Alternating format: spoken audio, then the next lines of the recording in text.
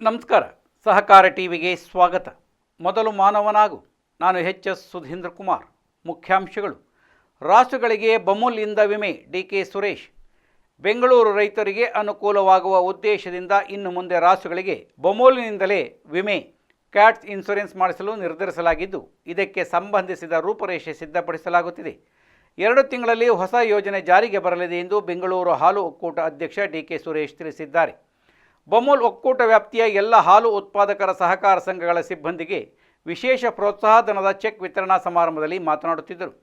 ಕೆಲ ವರ್ಷಗಳಿಂದ ರಾಸುಗಳಿಗೆ ವಿಮೆ ಮಾಡಿಸುವ ವಿಚಾರದಲ್ಲಿ ಒಂದೇ ಕಂಪನಿ ಪಾಲ್ಗೊಳ್ಳುತ್ತಿದೆ. ಹೈನುಗಾರರ ಅನುಕೂಲಕ್ಕಾಗಿ ಬಮೂಲ್ನಿಂದಲೇ ವಿಮೆ ಮಾಡಿಸಲು ತೀರ್ಮಾನಿಸಲಾಗಿದೆ. 50% ವಿಮಾ ಮೊತ್ತವನ್ನು ಬಮೂಲ್ನಿಂದಲೇ ಪಾವತಿಸಲು ಚಿಂತನೆ ನಡೆದಿದೆ. 80,000 ಅಥವಾ 1 ಲಕ್ಷ ರುಗೆ ಮಿತಿ ನಿಗದಿಗೊಳಿಸುವ ಕುರಿತು ಅಧಿಕಾರಿಗಳ ಮಟ್ಟದಲ್ಲಿ ಮಾತುಕತೆ ನಡೆದಿದೆ ಎಂದು ಮಾಹಿತಿ ನೀಡಿದರು.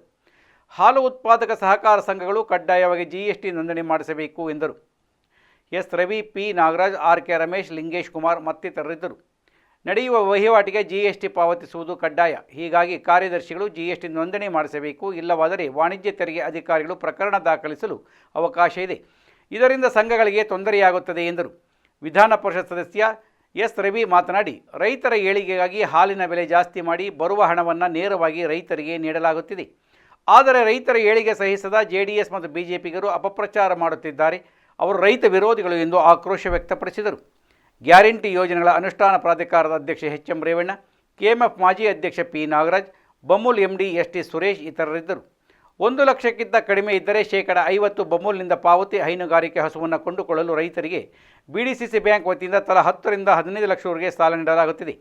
ಕೆಲವೇ ವರ್ಷಗಳಲ್ಲಿ ವಿದೇಶಗಳು ನಂದಿನಿ ಉತ್ಪನ್ನಗಳನ್ನು ಖರೀದಿಸುವಂತಹ ವಾತಾವರಣ ನಿರ್ಮಾಣದ ಸಾಹಸಕ್ಕೆ ಬಮೂಲ್ ಮುಂದಾಗಿದೆ.